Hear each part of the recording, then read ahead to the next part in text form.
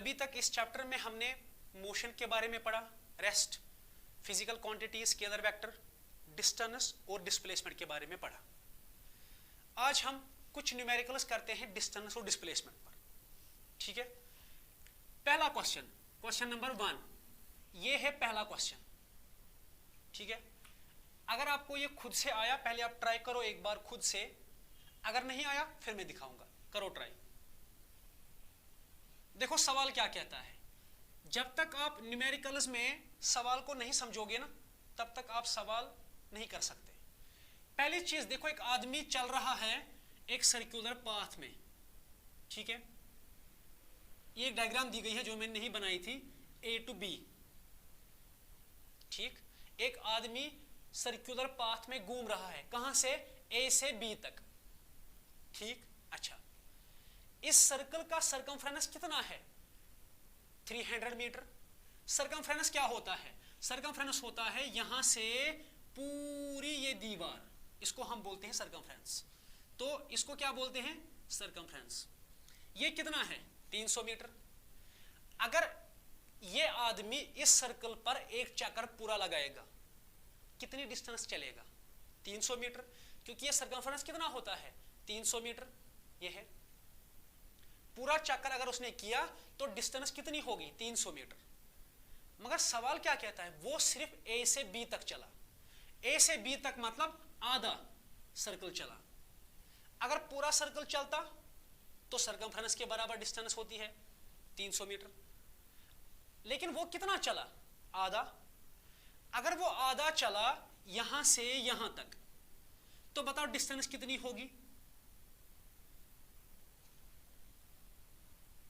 देखो, अगर कोई आदमी एक सर्कल में पूरा राउंड करता है, फिर आपसे कोई सवाल पूछता है ये आदमी कितना चला?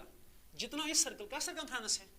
ठीक है, लेकिन इस वक्त सवाल क्या है? आदमी पूरा राउंड नहीं करता है, आधा राउंड करता है। अगर पूरा राउंड करता तो डिस्टेंस कितनी थी? 300 मीटर। उसने आधा राउंड किया, ठीक है, आधा सरकमफ्रेंस निकाला, तो डिस्टेंस कितनी होगी? जितना सरकमफ्रेंस है उसका आधा, वो कितना बनेगा? 150। समझ में आया? इसका मतलब डिस्टेंस कितनी है? 150। अच्छा, दूसरी चीज आपको क्या निकालनी है? डिस्प्लेसमेंट। आप डिस्प्लेसमेंट कैसे निकालते हो? पहले पॉइंट से लेकर, इनिशियल पॉइंट से फाइनल पॉइंट तक एक लाइन डालते हो, स्ट्रेट लाइन, उसी को क्या बोलते हैं? डिस्प्लेसमेंट। समझ में आया? इसी को हम बोलते हैं डिस्प्लेसमेंट। जरा बताओ, जो आपने स्ट्रेट लाइन डाली, ये इस सर्कल की क्या है? डायमीटर। इसका मतलब डिस्प्लेसमेंट कितना है? डायमीटर के बराबर। डिस्प्लेसमेंट है डायमीटर के बराबर। अच्छा, तो डायमीटर कितना होता है? रेडियस का डबल, 2r। इसका मतलब डिस्प्लेसमेंट कितना आ गया? 2r। लेकिन कभी कभी क्या होता है, आपको इसकी वैल्यू निकालनी होती है। 2r नहीं चलेगा, इसकी वैल्यू निकालो। देखो, अगर आप इसकी वैल्यू निकालना चाहते हैं तो फिर आपको पता होना चाहिए r कितना है। r की वैल्यू यहां पुट करो, 2 से मल्टीप्लाई करो, डिस्प्लेसमेंट आ जाएगा। समझ में? देखो इसको कैसे निकालते हैं r को। हमें इस पूरे सर्कल का सरकमफ्रेंस कितना दिया गया है? सरकमफ्रेंस कितना दिया गया है? 300 मीटर। सरकमफ्रेंस की फार्मूला कितनी होती है? 2πr। ये आपने पढ़ा है, ठीक है। तो सरकमफ्रेंस के बदले हमने उसकी फार्मूला लिखी 2πr, 300 अपनी जगह। हमें निकालना क्या है? r। जिसकी वैल्यू हमें निकालनी है उसको वहीं पे रखो, बाकी सारी चीजें वहां ले जाओ। ये 2π कहां जाएगा? 300 के नीचे। समझ में? अच्छा, उसके बाद क्या करते हैं? उसके बाद पाई को अपनी वैल्यू देते हैं 3.14। इसके बाद क्या करेंगे? इन दोनों को मल्टीप्लाई करेंगे, फिर उसी से इसको डिवाइड करेंगे, वहां जो आंसर आएगा उसको यहां पुट करेंगे, फिर 2 से मल्टीप्लाई करेंगे, वहां हमें डिस्प्लेसमेंट मिलेगा। समझ में आया? लिखो इसको। यह है क्वेश्चन नंबर 2। पहला क्वेश्चन आपको समझ में आ गया? यह है question number 2। A man leaves his house at 5:30 AM and returns at 6:15 AM. Find displacement.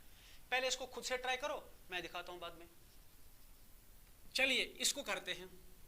आपको नहीं लगता ये आसान है? अरे हलवा है। देखो क्या कहता है, आपको डिस्प्लेसमेंट निकालनी है।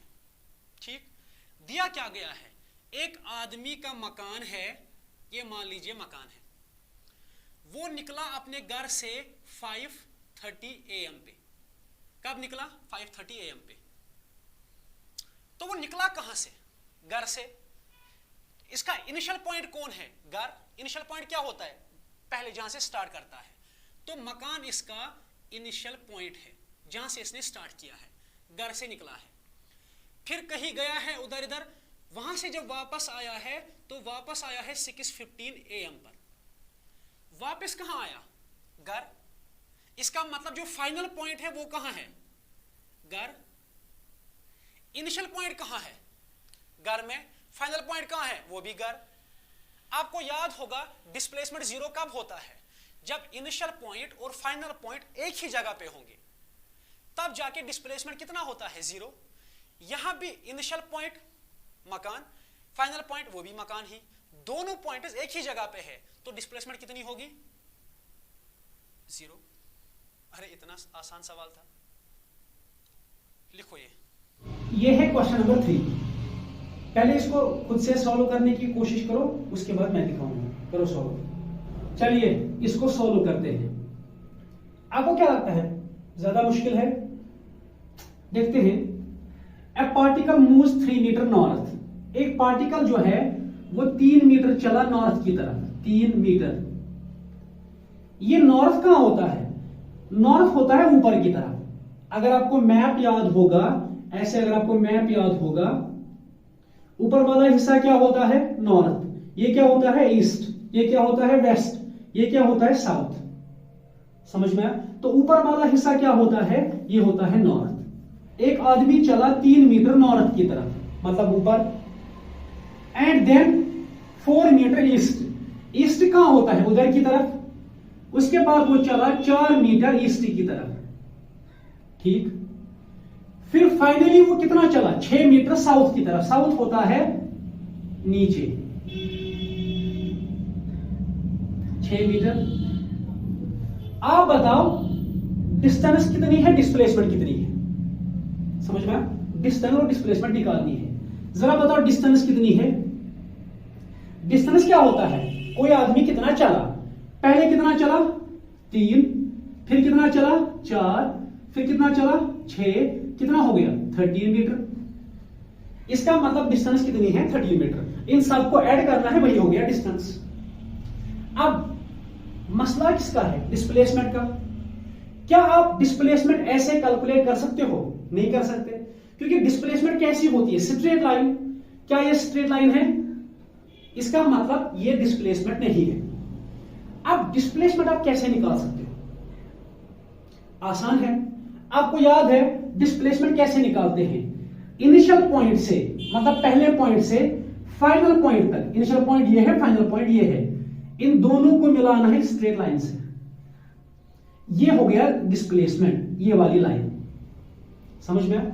अब इसी लाइन को हमने निकालना है। समझ में? ये वाली लाइन डिस्प्लेसमेंट है, मान लो इसको ए बी नाम देते हैं। अब इसी को निकालना है। निकालेंगे कैसे? क्या आपको लगता है यहां ट्रायंगल बनता है या बनेगा? हाँ, बन सकता है। देखो कैसे। अगर हम यहां पे एक लाइन डालेंगे तो ये ट्रायंगल बन गया। हमें क्या निकालना है? A B displacement. ठीक। हमने क्या कोशिश की? ट्रायंगल बनाने की, क्योंकि ट्रायंगल से सॉल्व करना आसान हो जाता है। अच्छा, बन गया ट्रायंगल। ठीक है। अब बताओ, ट्रायंगल के 3 साइड्स है। ये इसको नाम दीजिए सी। ये ए सी कितना है? देखो, ए सी जितना है उतना ही ये भी है। आपको नहीं लगता ये बराबर है? तो जितना ये है उतना ही ये है, तो ये भी 4 मीटर होगा। ठीक है। यहां से यहां तक ये 6 मीटर है। ठीक। ये कितना है? ये 3 है, तो ये भी 3 होगा। तो यहां से यहां तक 3 मीटर होगा। कुल मिला के यहां से यहां तक कितना है? 6 मीटर। उसमें आधा कितना है? 3, तो ये आधा कितना होगा? ये भी 3 होगा। कुल मिला के 6 है ना? इतना है 3, इतना भी होगा 3, वही हो गए 6। आसान है। अच्छा, तो मतलब जो ये ट्रायंगल बनाया हमने, इसमें हमें दो साइड्स पता चल गए, एक है 4, एक है 3। अब हमें निकालना क्या है? हाइपोटेन्यूज। समझ में? बेस भी पता है, परपेंडिकुलर भी पता है, हाइपोटेन्यूज निकालना है। हाइपोटेन्यूज मतलब ये डिस्प्लेसमेंट। कैसे निकालते हैं? हाँ, पाइथागोरस थ्योरम से। वो क्या होती है? PGT, hypotenuse square is equal to base square plus perpendicular square.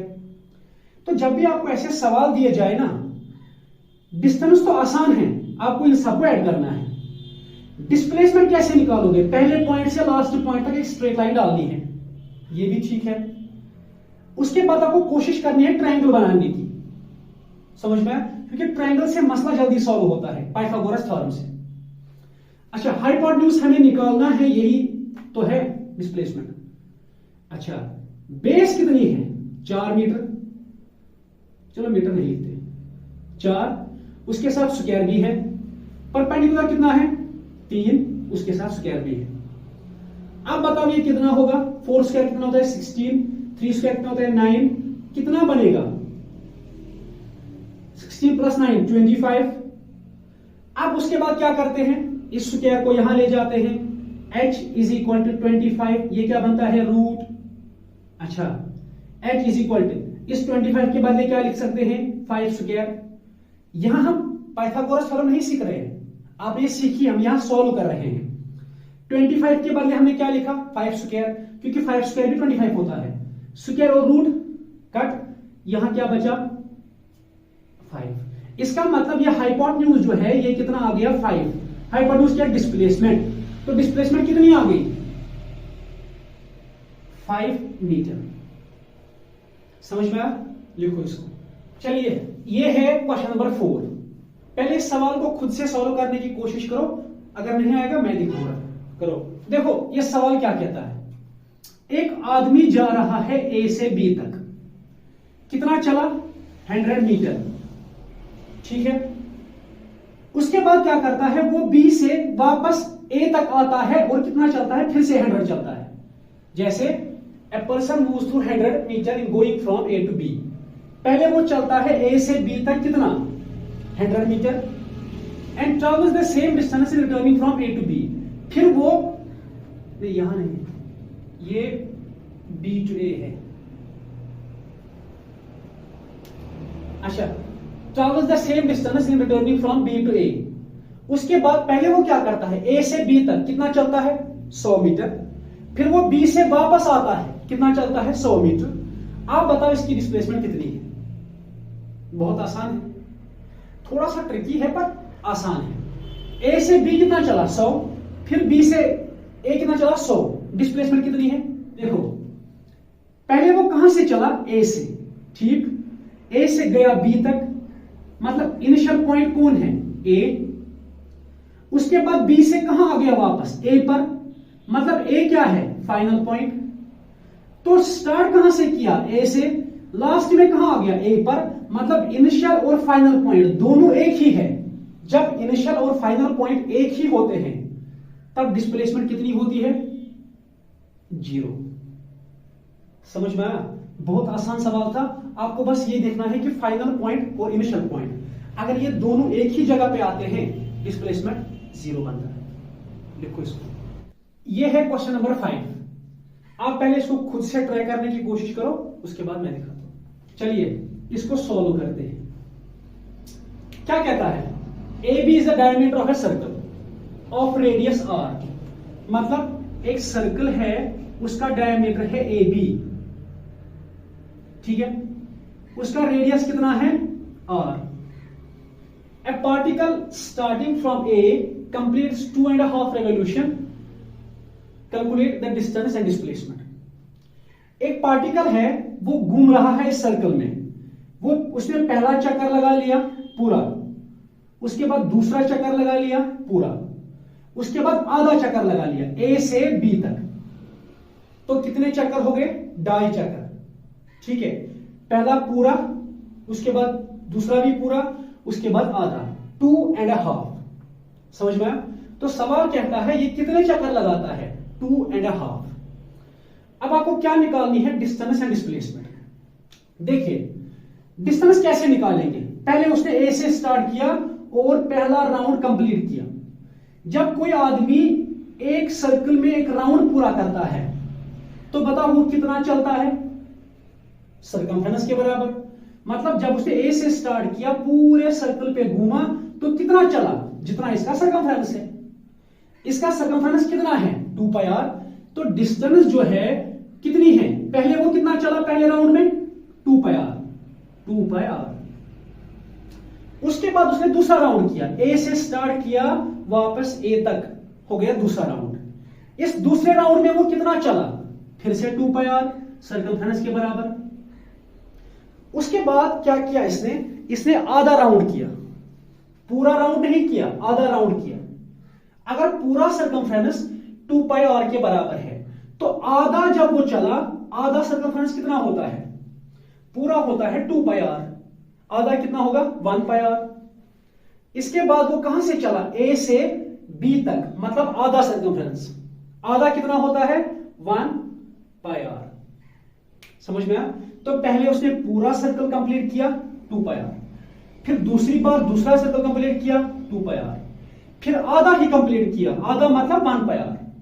तो जब भी आपसे कोई पूछेगा इस पूरे सर्कल का सरकमफ्रेंस कितना होता है? 2πr। आधे सर्कल मतलब सेमी सर्कल का कितना होता है? 1πr। इसको कैलकुलेट करके बताओ डिस्टेंस कितनी है? 2, 4 और 5, 5πr। ये होगी डिस्टेंस। समझ में आया? अब बताओ डिस्प्लेसमेंट। डिस्प्लेसमेंट क्या है? पहले वो ए पर था, मतलब इनिशियल पॉइंट क्या है? ए इनिशियल। उसके बाद पहला राउंड, दूसरा राउंड और लास्ट में आधा राउंड यहां, मतलब लास्ट में वो कहां है? बी पर। ये फाइनल है। समझ में आया? तो इनिशियल पॉइंट कहां है? ए के पास। फाइनल पॉइंट कहां है? बी के पास। अब बताओ इसकी डिस्प्लेसमेंट कैसे निकालोगे? आसान है। डिस्प्लेसमेंट कैसे निकालते हैं? इनिशियल पॉइंट से लेकर फाइनल पॉइंट तक डालते हैं लाइन एक। ये लाइन है क्या? इस सर्कल का डायमीटर। तो यही है डिस्प्लेसमेंट, यही है डायमीटर। मतलब डिस्प्लेसमेंट बराबर होता है डायमीटर का। डायमीटर कितना होता है? 2r, रेडियस का डबल। ये हो गया डिस्प्लेसमेंट, ये हो गया डिस्टेंस। लिखो इसको। ये है क्वेश्चन नंबर 6। समझ में आया? आप पहले इसको देखो, फिर सॉल्व करने की कोशिश करो। अगर नहीं आएगा मैं दिखाऊंगा, करो ट्राई। चलो सॉल्व करते हैं। देखिए क्या कहता है। A farmer moves along the boundary of a square field of side 10 metre. एक जमींदार है, उसकी एक जमीन है ऐसी। किस शक्ल की जमीन है? स्क्वायर शक्ल की। मान लीजिए इसका हम नाम देते हैं ABCD। ठीक है? ये जो सवाल है ना, ये आपके टेक्स्ट बुक का सवाल है और बहुत ही इंपॉर्टेंट सवाल है। चाहे U1 हो, U2 हो या T1 हो, इसमें आना ही आना है ये सवाल, याद रखा। इसीलिए इस सवाल की प्रैक्टिस अच्छे से करिएगा। A farmer moves along the boundary of a square field of side 10 metre in 40 seconds। जमींदार जो है उसके पास एक जमीन है, ठीक है? किस शक्ल की जमीन है? स्क्वायर शक्ल की जमीन है, ठीक है? इस जमीन का एक साइड है 10 मीटर। समझ में आया? अगर ये वाला साइड 10 मीटर है तो फिर BC कितना होगा? BC भी 10 होगा। क्यों? क्योंकि ये स्क्वायर है, स्क्वायर में हर कोई साइड सेम होता है। ये भी 10, ये भी 10। आसान है। सवाल ये कहता है कि जो जमींदार है ये इस जमीन के अराउंड घूमता है, ये इसका चक्कर लगाता है। जब ये पहला चक्कर स्टार्ट करता है ए से, तो इसने पूरा चक्कर लगा लिया। कहां आ गया? वापस ए पर। तो कितने चक्कर हो गए? एक चक्कर लगाने में इसको 40 सेकंड लगते हैं। कितने सेकंड? 40 सेकंड, ठीक है? What will be the magnitude of the displacement of the farmer at the end of 2 minutes for 20 seconds? आप ये बताओ कि जब 2 मिनट 20 सेकंड हो जाएंगे तब ये फार्मर कहां पे होगा?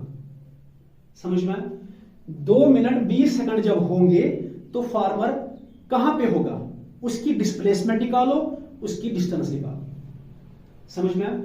कितने टाइम के बाद हमें निकालनी है डिस्टेंस और डिस्प्लेसमेंट? 2 minute 20 seconds. आसान है ना? देखो कैसे करते हैं। आपके पास टाइम कितना दिया गया है, 2 मिनट 20 सेकंड।